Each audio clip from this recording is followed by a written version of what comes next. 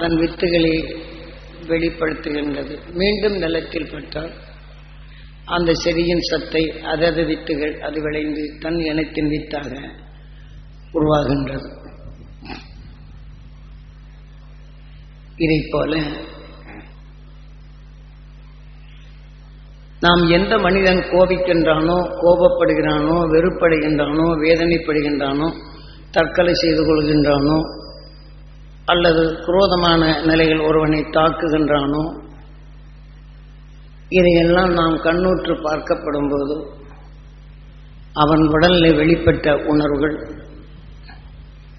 இந்த காற்றிலே சூரியனால் கவரப்பட்டு அலைகளாக மாற்றி வைக்கின்றது. அப்ப அந்த மனிதனை நாம் பார்க்கப்படும் போது அந்த மனித உடலிலிருந்து வெளிப்பட்ட நமது கண் அந்த மனிதனை நமது நெஞ்சி எலும்பில் ஊழ்வென என்ற வித்தாக பதிவாக்கி விடுகின்றது. அவன் உடலிருந்து என்னென்ன நிலைகள் வெளிப்பட்டதோ, அவன் கோபமாக பேசுகிறான் என்றால் அல்லது வெறியாக பேசுகிறான் என்றால் அதன் உணர்வுகள் நம் உடலில் பதிவாக்கி அவனை எண்ணும் போதெல்லாம் அந்த வெறித்தன்மையான சொல்லும் நமக்குள் அந்த செயலும் வருகின்றது.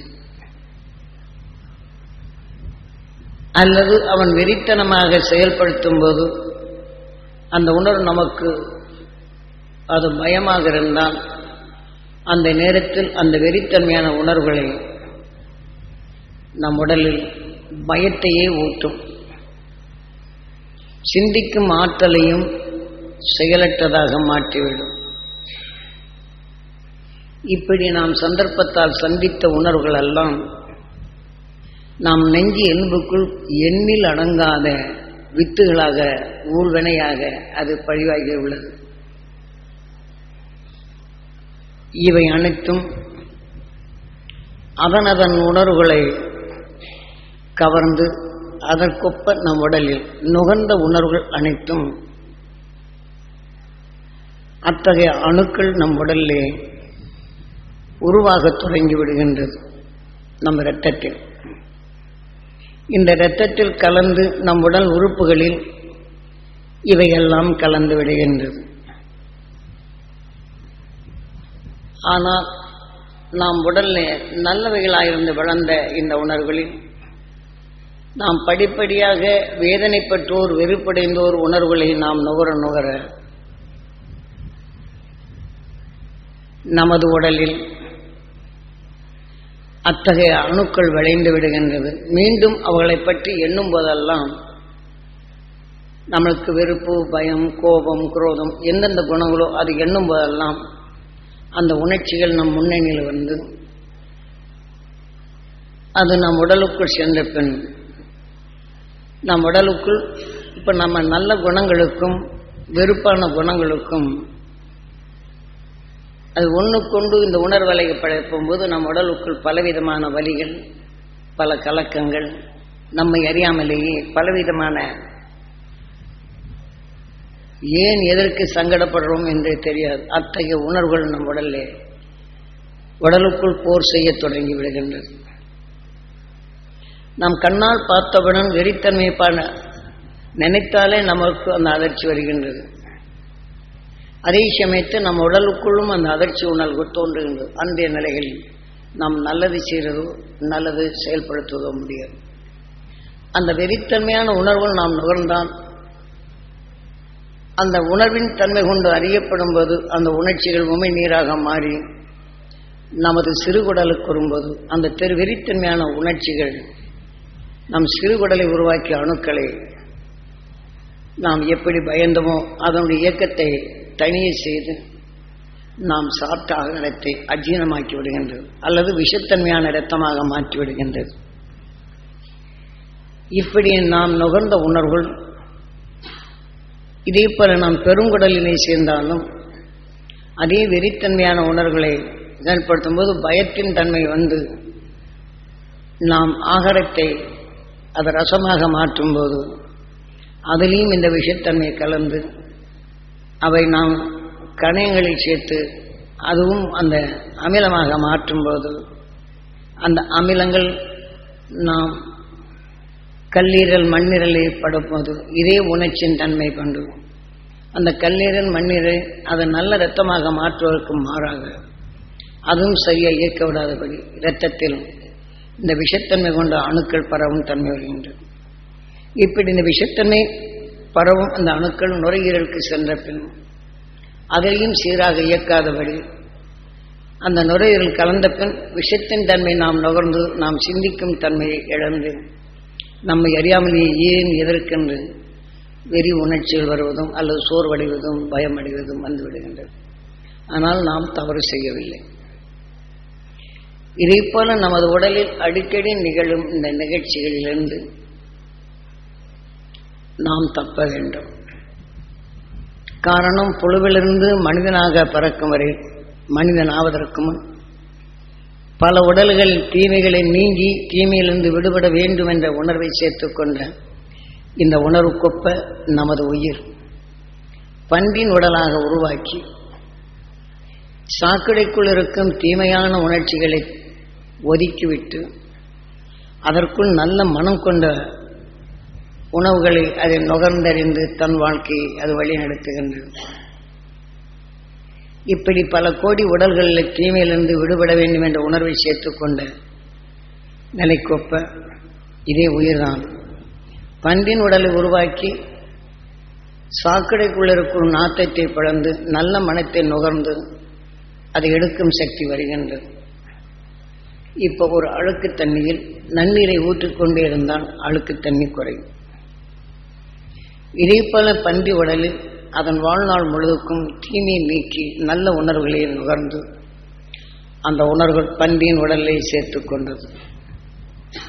பின் நல்ல உணர்வு சேர்த்த பின் அந்த பன்றி உடலை பிளந்து விட்டு இந்த உயிர் வெளிவரப்படும் போது நமக்குள் அது மனிதனாக உருவாக்கி நாம் உணவாக உட்கொள்ளும் உணவுக்குள் மறைந்து வரும் நஞ்சினை அது மலமாக மாற்றிவிட்டு நல்ல உணர்ச்சிகளை பெறும் நம் மனித உடலாக உருவாக்குகின்றது.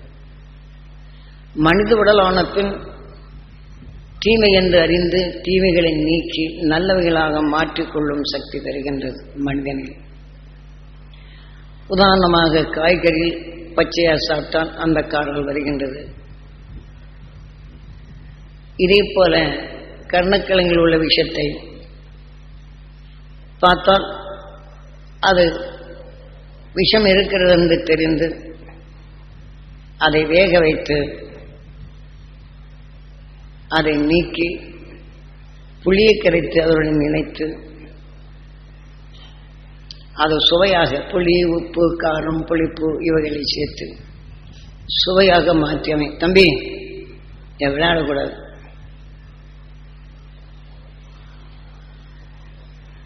இதை மாற்றி சுவையாக உருவாக்குகின்றோம். இதே போல மனிதனின் வாழ்க்கையில் கோபப்பட்டாலோ வெறுப்படைந்தவரை பார்த்தாலோ எப்படி மிளகாயை நாம் குழம்புடன் இணைத்து நல்ல உணர்ச்சிகளை ஊட்டும் சக்தியாக மாற்றுகின்றோம்.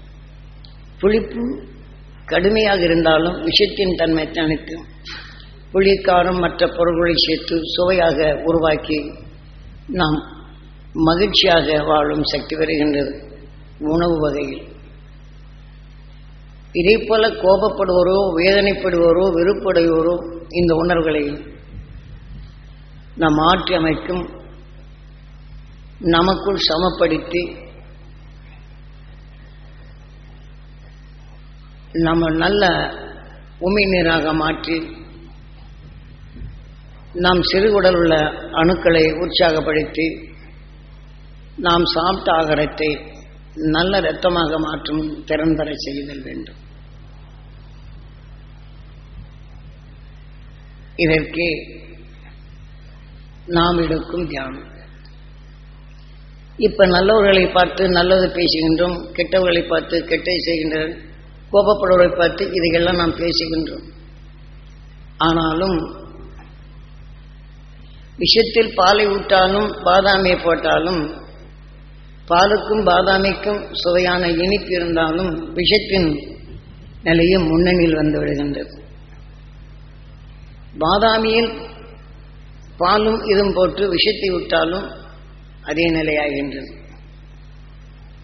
நமக்குள் வேதனை, வெறுப்பு, சஞ்சலம், சங்கடம் என்ற உணர்வுகள் அதிகமாக வளர்ந்து கொண்ட பின் நாம் எவ்வளவு உயர்ந்த குணங்கள் கொண்டு நாம் எண்ணினாலும் இதே மாதிரி காரமோ, வேதனையோ, வெறுப்போ, கோபமோ போன்ற இந்த உணர்வுகளை இருந்தால் நம் உடலில் எது அதிகமோ அதனுள் நாம் நல்ல குணங்களை போட்டாலும் கோபமாக இருந்த அந்த காரம் உணர்ச்சிதான் இருக்கும், நல்ல குணங்களுக்கு செயலற்றதாக மாற்றிவிடும். வேதனை என்றாலே இதே போன்ற நிலை மாறிவிடுகின்றது.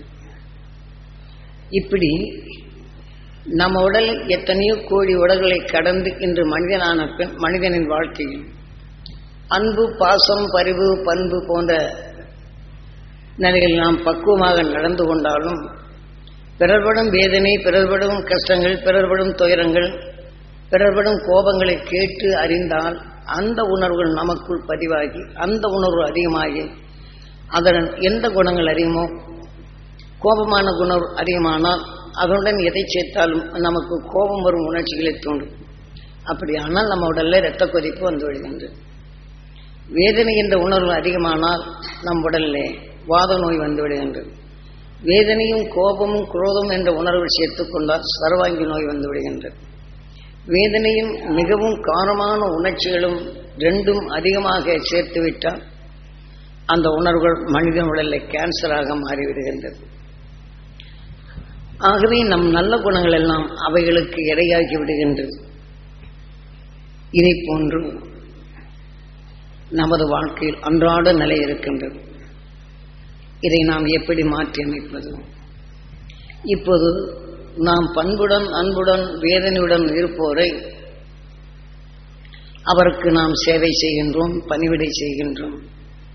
எவ்வளவுதான் பணிவிடை செய்தாலும் அந்த கோபப்படுவோர் நம்மேலே கோபத்தை தான் இருக்கும். ஆனால் அவர் உணர்வுகள் நமக்குள் அதிகமானால் அவர் இரத்த கொதிப்பாகி இறந்தால் அந்த ஆன்மா யார் அவருடன் பக்குவமாக பார்த்து கொண்டாரோ அவர் உடலுக்குள் வந்து அதே இரத்த கொதிப்பும் வந்துவிடுகின்றது. இதே போல வேதனை என்ற உணர்வுகள் எடுத்துக்கொண்டால் இதே போல பக்குவமா பார்த்த உடலுக்குள் அந்த ஆன்மா வந்து அவர் உடலுக்குள் அந்த நோயை உருவாக்கி அவரை வீழ்த்தி விட்டு இந்த உடலுக்கு பின் மனிதன் அல்லாத உடலை பெறுகின்றது. வேதனை, கோபம், குரோதம் போன்ற உணர்வு எடுத்தால் சரவாங்கி நோய் வருகின்றது. இதை போன்ற நிலையை மனிதனை வீழ்த்திவிட்டு அடுத்து இந்த உடலை வெற்றி சென்றார் கட்டுவெறியன், பாம்பு, அது நல்ல பாம்பு போன்ற நிலையும் இதை போன்ற நிலைகளுக்கு மாற்றி விடுகின்றது. ஆனால் இதிலிருந்து நாம் தப்புவது எப்போது, எப்படி தப்புவது? ஆகவே இதை போன்று நாம் பக்குவமாக நாம் யாரிடமும் ரொம்ப பரிவுடன் பழகுறோம், பேசுகிறோம். அவர் வாழ்க்கையில் அவர் குடும்பங்கள் ஏதோ எதிர்பாராத நிகழ்ச்சிகள் நடந்தான், அவர் தற்கொலை செய்து கொண்டான், அவர் மேல் பற்றுள்ளவர்கள் மேல் எண்ணி அது வெளியே ஆன்மா வந்துவிட்டான். இப்படி இறந்து விட்டார் என்று சொன்னால் அவர் உடலுக்குள் வந்து விடுகின்றது. இப்ப அவர் என்ன செய்தார் அதே உணர்வு இந்த உடலுக்குள் வந்தவன் இவரையும் தற்கொலை செய்யும்படி செய்கின்றது. இதே போல மனிதருக்குள் அன்பு, பாசம், பரிவந்த நிறைகள் செய்தாலும் எப்படி ஆடு சாந்தமானது ஒரு புலி அதை சந்திக்க நேர்ந்தான், புலியின் உணர்வு நுகர்ந்து கொண்ட பின் ஆட்டின் உடலுக்குள் அந்த புலியின் உணர்வு வலுவானால் ஆடு இறந்த பின் புலியின் ஈர்ப்புக்குள் சென்று விடுகின்றது. ஆனால் அது பரிணாம வளர்ச்சியில் வளர்கின்றது. நாம் மனிதனாக இருக்கும் நாம் ஆடு மாடுகளை நாம் பண்புடன் பரிவுடன் வளர்க்கின்றோம். வீட்டில் மாட்டேன் நமது கண் அது மேல் பருகின்றது. நாம் ஆகாரம் போடுறோம், நம்ம சொல்றதெல்லாம் அது கேட்கின்றது. அந்த உணர்வு அதுக்கு அறிவில்லை. இருந்தாலும் நமது உணர்வு பாய்ச்சி அது பதிவான பின் நம் உணர்வை எடுத்து நாம் சொல்றதை கேட்டு தள்ளிரு என்றால் தள்ளி இருக்கின்றது. இந்த உணர்வுகள் அதிகமாக பதிந்த பின் அதை இறக்கும் போது எந்த மனிதன் வளர்த்தானோ அது இறந்த பின் வளர்த்த மனித உடலுக்குள் அந்த மாடுன்னு உயிரான்மா வருது. ஆனால் அது மனிதனா பிறக்கும் தகுதி வருகின்றது. அதே சமயத்தில் அந்த மாடு வளர்க்கும் போது அதில் விஷம் உண்டு. அந்த மாடு கடித்து விட்டால், அந்த விஷம் உடல் முழுவதுக்கும் பரவி விட்டால், அந்த மாட்டின் நினைவு வந்து மாடு கடித்துட்டு வளர்த்து எப்படி பல்பட்டுச்சு, அந்த நினைவுடன் வந்தால் இந்த உயிர் அந்த மாட்டின் ஈர்ப்புக்குள்ளே மனிதன் இறந்தால் அந்த ஈர்ப்புக்குள் சென்று மனிதன் மாடாக பிறக்கும் வாய்ப்பு வருகின்றது. இப்படி பரிணாம வளர்ச்சியில் நாம் வளர்ந்து வந்தோம். இப்படி நாம் வேதனை வேதனை என்று அதிகமாக நாம் சேர்த்துக்கொண்டால், இறந்தால் மனித உடல் போனால் அவனை வேதனை உருவாக்கி விஷத்தை உருவாக்கிவிட்டு அந்த உடலை வீழ்த்திய பின் விஷம் கொண்ட பாம்பின் இனங்களுக்கு ஈர்க்கப்பட்டு இன்றைய மனிதன் நாளைய ஒரு பாம்பின் இனமாக மாறிவிடுகின்றது. இப்படி இயற்கையில் வளர்ச்சியாகி கொண்டிருக்கும் இந்த நேரத்தில் நம்முடன் நாம் பழக்கத்தால் நம்ம குடும்பத்திலேயோ மற்றவர்களோடு நாம் அதிகமாக பழகும் போது அவர்களுடலில் விளைந்த வேதனையோ கோபமோ குரோதமோ எல்லாம் நாம் கேட்டு உணர்ந்து நுகர்ந்து அவர் உடலில் விளைந்தது நமக்குள்ளும் நம் உடலில் விளைந்தது நாம் சொல்லும்போது அவருக்குள்ளும் விளைந்து இப்படி பரிமாற்றங்கள் ஆகிக்கொண்டேதான் உள்ளது. ஆண்கள் இந்த பக்கம் இருக்கணும்.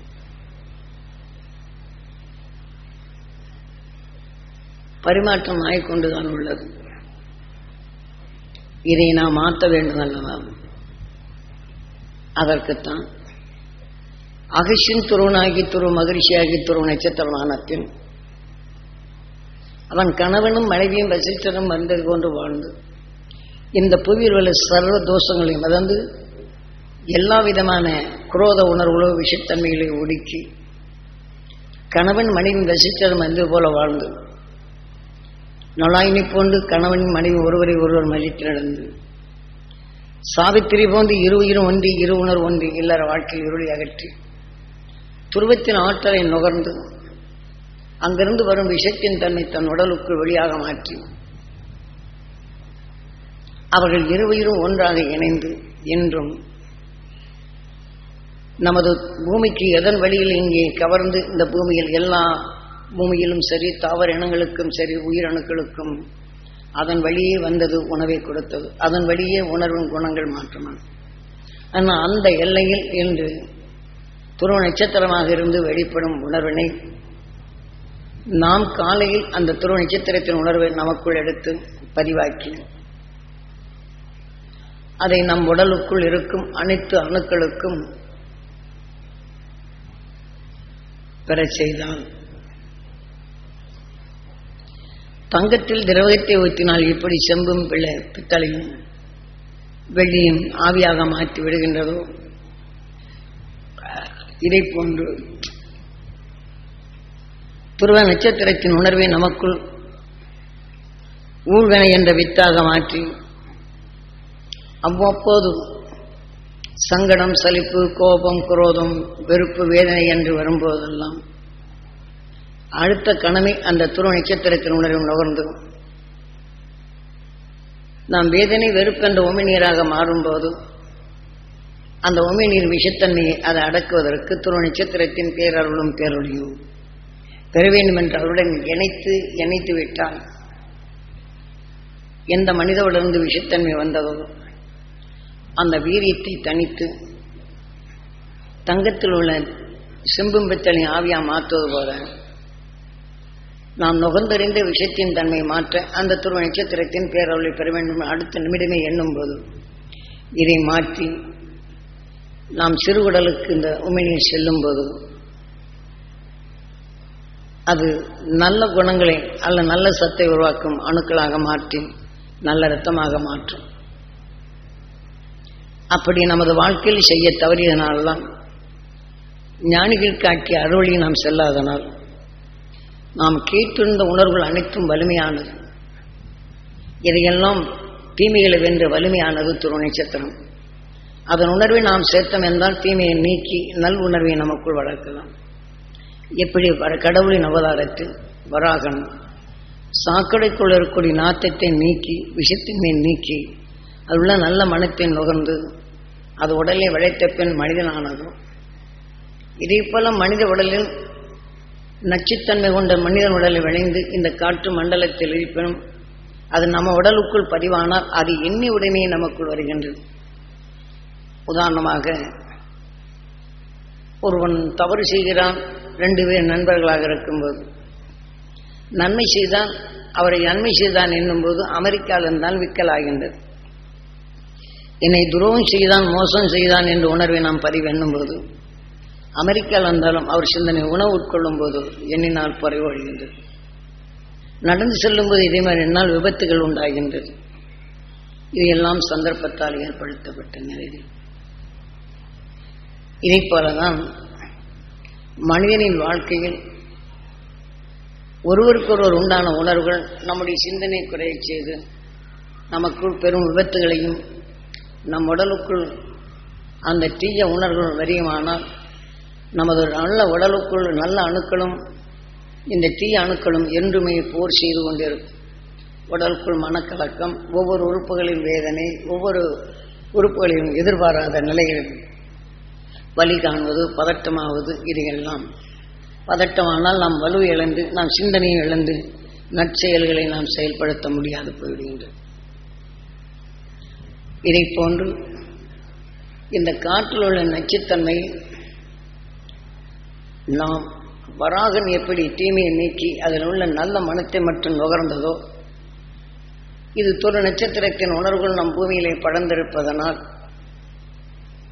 அந்த நட்சத்திரத்தின் பேரொருளை நாம் பெறக்கூடிய தகுதி ஏற்படுத்துவதுதான் காலையில் துருவ தியானமும். இதே போல இப்ப நாம் தியானத்தில் நம் உடல் உள்ள அணுக்களை துருவ நட்சத்திரத்தின் பேரொருளை பெறக்கூடிய அந்த சக்தி பெறுவதற்கு தான் இப்போது தியானம்.